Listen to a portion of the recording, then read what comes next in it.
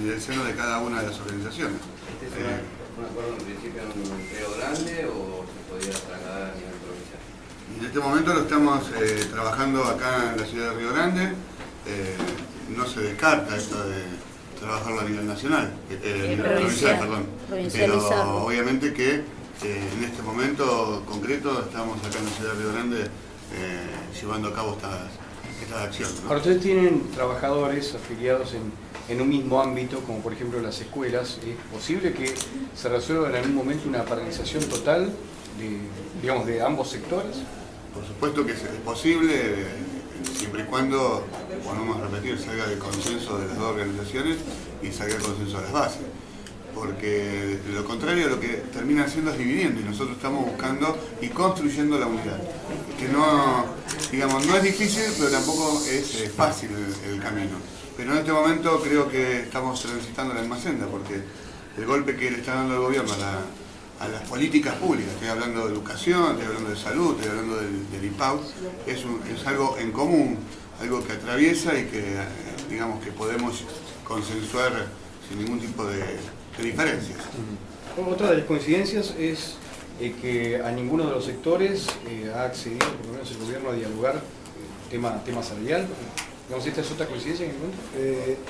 Sí, nosotros vamos a comenzar al principio llegando a los compañeros y mostrándoles la unidad.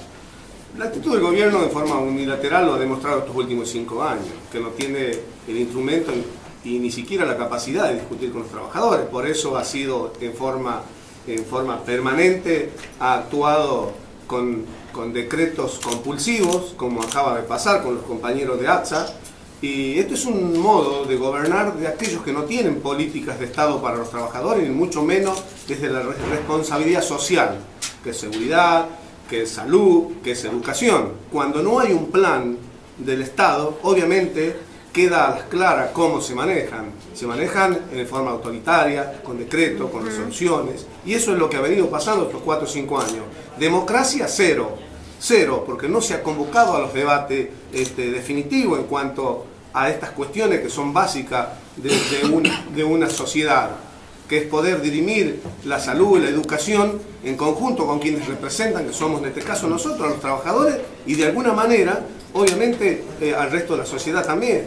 Entonces sí vemos estas actitudes del Estado que han sido permanentes, han estado ausentes fundamentalmente. Y obviamente al estar ausente, lo que ha provocado es no tener la capacidad de poner en la mesa un debate, una discusión, un plan, porque hasta acá creo que es cero. Entonces,